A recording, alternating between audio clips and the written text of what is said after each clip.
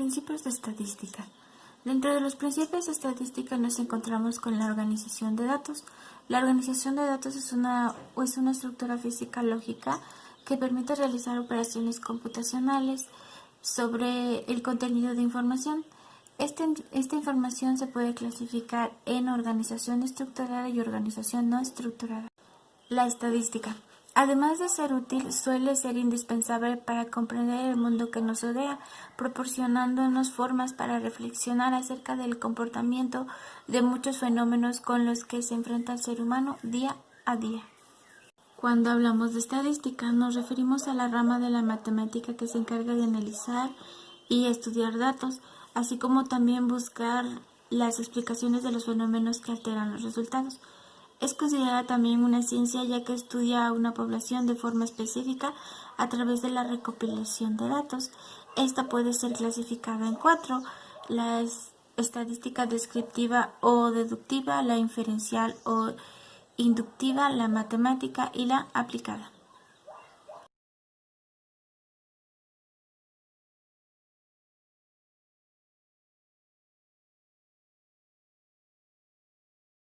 Medidas de centralización y dispersión.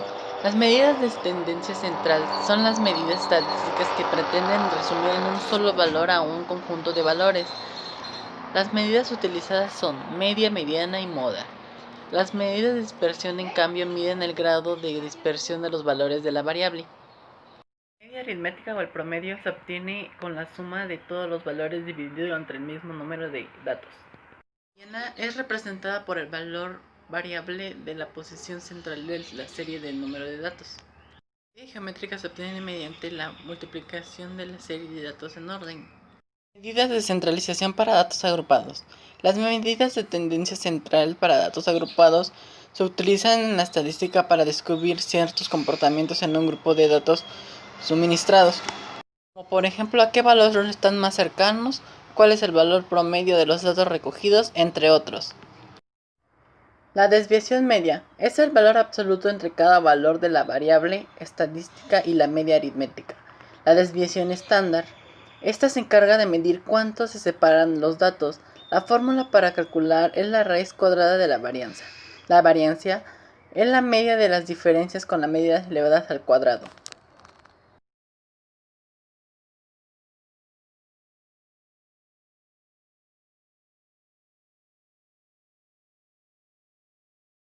Hola, muy buenas tardes. A mí me tocó definirles el concepto de teoría de conjuntos. Bueno, la idea de agrupar objetos de la misma naturaleza para clasificarlos en colecciones o en conjuntos es parte de la vida diaria de los seres humanos. Por ejemplo, el conjunto de libros que hay en una biblioteca, el conjunto de árboles, el conjunto de zapatos en un negocio o en tu casa, los zapatos que tienes, el conjunto de utensilios que tienes en tu cocina, etcétera. En mi caso, por ejemplo, un conjunto sería los panes que elaboro diariamente, eso es un conjunto. En todos estos ejemplos se utiliza la palabra conjunto como una colección de objetos. El ejemplo de un conjunto, entonces, está referido a reunir o agrupar personas, animales, plantas o cosas para estudiar o analizar las relaciones que se pueden dar con dichos grupos. Yo les escogí un ejemplo que dice así. En una aula de clase hay 34 alumnos, de los cuales 21 son aficionados al fútbol, 18 son aficionados al baloncesto y 10 a ambos deportes. Bueno, la pregunta te dice que ¿cuántos no son aficionados al deporte y a cuántos estudiantes les gusta un solo deporte? Bueno, les hice un círculo, bueno, porque así se muestra en un ejemplo la teoría de conjunto. Bueno, aquí es conjunto de fútbol y de este lado es conjunto de básquetbol. En este lado le puse 11 porque 11 son 11 más 10 son 21, los cuales son los aficionados al fútbol. Y 18 le puse 18 que son aficionados al básquetbol. Estos 10 los representé acá porque son a los que les gustan ambos deportes. Bueno, entonces al sumar 11 más 10 más 8 no da la cantidad de 34, sino da la cantidad 29. Y aquí te hace una pregunta: ¿cuántos no son aficionados al deporte? Para sacar el número 5, para sacar la cantidad 5, analicé que 11 más 10 más 8 son 29. 29 más 5, 30, 31, 32, 34. Entonces te da la cantidad de 5. Por eso le puse la respuesta a esta pregunta: ¿cuántos no son aficionados al deporte? Serían 5. 11 más 10 más 8 más 5 da la cantidad de 34. Espero que les haya quedado claro este concepto de teoría de conjuntos. Gracias.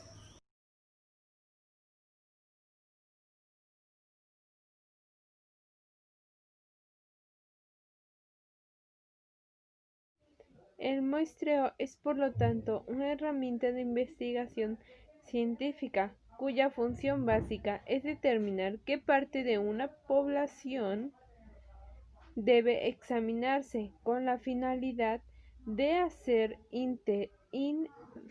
inferencias sobre dicha población.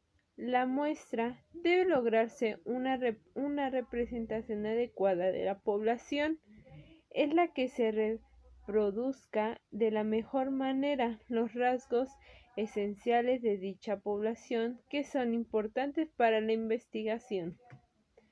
Para que una muestra sea representativa y por lo tanto útil, debe reflejar las similitudes de diferentes y encontrarlas en la población, es decir, explicar las características de esta.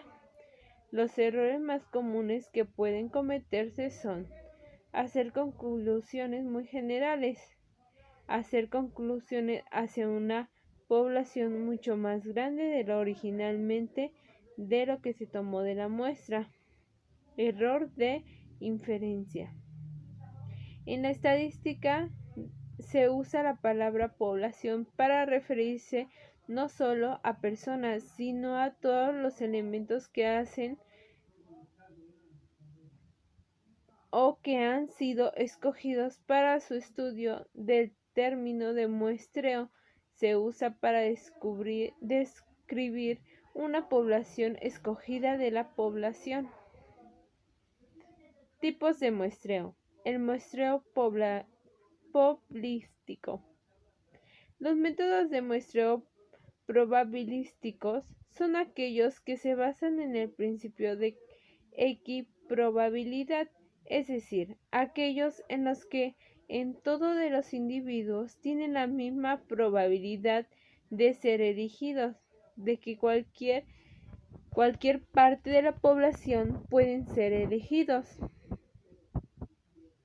para formar parte de una muestra, y consiguientemente todas las posibles muestras de tamaño tienen la misma probabilidad de ser seleccionadas. Solo estos métodos de muestreo probabilístico nos aseguran la representabilidad de la muestra extraída y son por lo tanto los más recomendables. Dentro de los métodos de muestreo probabilísticos encontramos los siguientes tipos. Muestreo aleatorio simple. El procedimiento empleado es el siguiente: se asigna un número a cada individuo de la población y dos, a través de algún medio mecánico, bolas dentro de una bolsa, tabla de números, aleatoriamente, números aleatorios generados con una calculadora o ordenador. Se eligen tanto sujetos como sea necesario para complementar el tamaño de muestreo requerido. El muestreo aleatorio sistemático. Este procedimiento existe como el anterior número de los elementos de la población, pero en lugar de extraer números aleatorios solo extrae uno. El muestreo aleatorio estratífico o estratificado trata de obviar las dificultades que presentan los anteriores, ya que simplifican los procesos y suelen reducir el error del muestral para un tamaño dado de la muestra. La distribución de la muestra es función de los diferentes estrados que se denominan afijación y puede ser de diferentes tipos. Puede ser afijación simple, afijación proporcional. La fijación simple es que a cada entrato le corresponde de igual número de elementos muestrales, y en la fijación proporcional es la distribución que se hace de acuerdo al peso o al tamaño de la población en cada estrato. Y la fijación óptima se define con la cuenta previsible de dispersión de los resultados, de modo que se considera la proporción de desviación típica. Tiene por aplicación ya sea que suelen conocer la desviación. Muestreo aleatorio por conglomerados. Los métodos presentados hasta ahora están pensados para relacionarse directamente los elementos de la población, es decir, que las unidades muestrales son elementos de la población. Los métodos de muestreo no probabilísticos. A veces, para los estudios exploratorios, el muestreo probabilístico es el resultado excesivamente costoso y se acude de los métodos no probabilísticos, aun siendo conscientes de cada que nos sirven para realizar las generalizaciones. Muestreo por cuotas. También se denomina en ocasiones accidental. Se asienta generalmente sobre la base de un buen conocimiento de los estratos de la población o de los individuos más representativos o adecuados para los fines de la investigación. Mantiene por otra una semejanza con el mundo aleatorio estratificado, pero no tiene el carácter aleatorio de aquel. Muestreo de intencional o de convivencial. Este tipo de muestreo se caracteriza por un esfuerzo deliberado de obras de muestras representativas mediante la inclusión en los muestreos de grupos supuestamente típicos. Es muy marcado en las tendencias de voto. También puede ser de investigación seleccionada directa internacionalmente de los individuos o por la población.